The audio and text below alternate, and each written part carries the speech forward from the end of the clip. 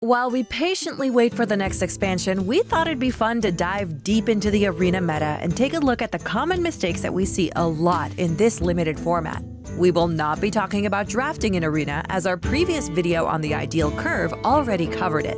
Instead, we'll focus specifically on gameplay and list out the common mistakes that you can avoid to improve your win rate. The mistakes we'll discuss today are suboptimal plays that can be greatly improved upon. We'll start with some really obvious ones, and from there look at larger misplays. Before we begin, make sure you're subscribed to the channel to keep up with our Hearthstone content. Without further ado, let's jump right into the first mistake. Mistake number 1. Choosing to play poorly statted minions in the early game. In the first 5 turns, tempo is the key to success. Get it? No, seriously. This means you want to play the most stats on board each turn that you can. The classic mistake is playing a Stonehill Defender or Arena Fanatic early when you have minions with stronger stats to play. Now, it's not always wrong to play Stonehill early. Sometimes you end up drafting a deck with a lot of control tools, and you can afford to play slower, but most decks don't have that luxury. Players would often keep these value-generating minions in their opening hand when they should be looking for better curve minions. By not playing strong curve minions, you set yourself behind on board. Without powerful reactive spells to respond back, you might never retake control of the board.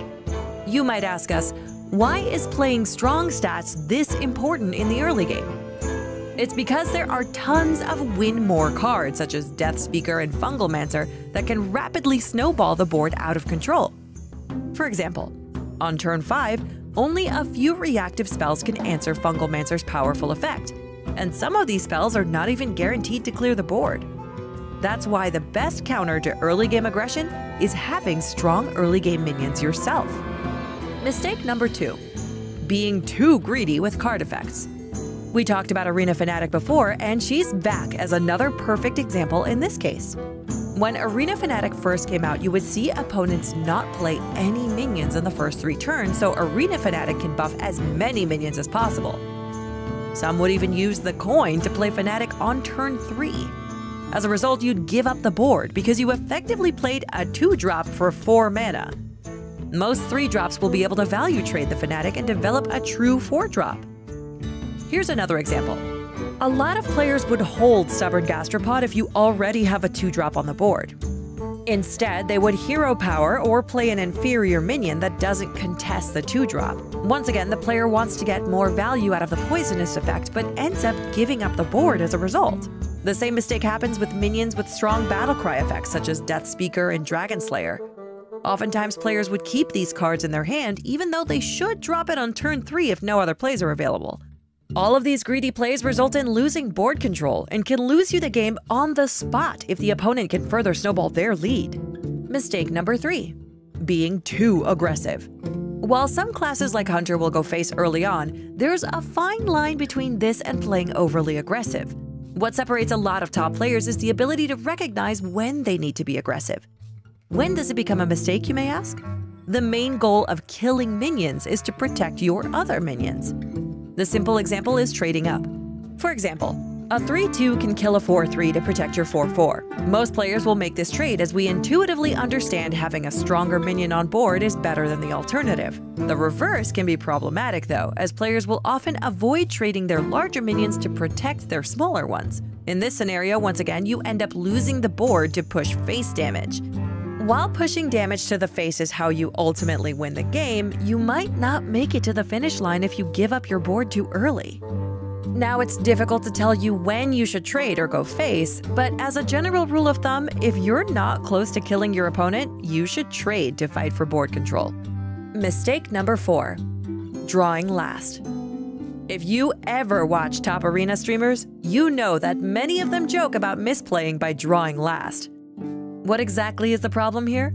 When it comes to turn planning, you want to identify all the resources you have on that turn. In the later stages of the game, you'll have plenty of mana.